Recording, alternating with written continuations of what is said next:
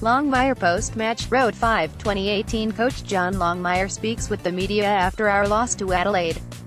Sydney captain Josh Kennedy had another poor outing in his team's shock loss to Adelaide on Friday night, but Coach John Longmire denied his star was carrying an injury. Kennedy and fellow star Luke Parker were particularly noticeable by their absence in the first two quarters against the Crows, with the usually prolific ball winners sharing just 10 possessions and 3 clearances. It's the second week in a row that Kennedy has struggled to have an impact on the game. He finished the night with just 13 disposals after managing 15 against the Western Bulldogs in round 4.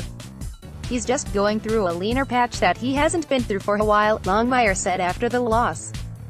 He'll be working on his game and getting himself right, but he was quiet tonight. Kennedy and Parker weren't the only Swanson ballers to let the team down, with Adelaide's midfield dominating the home side from the opening bounce.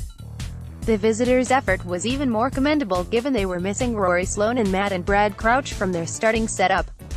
Bryce Gibbs, 8 clearances, Hugh Greenwood, 11 tackles and 6 clearances, and Cam Ellis-Yeoman, 8 tackles and 4 clearances, played a major role in Adelaide's win.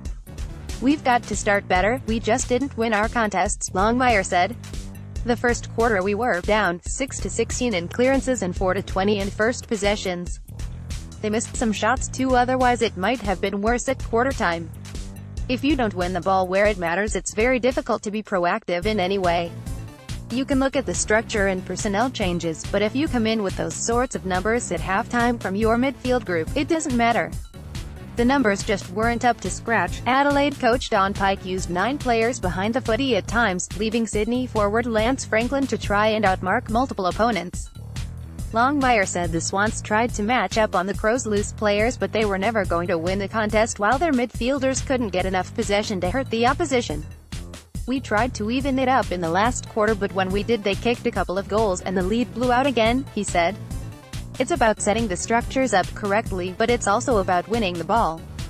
That's the conundrum you're faced with. You even it up, but then we get scored against and you chase your tail again."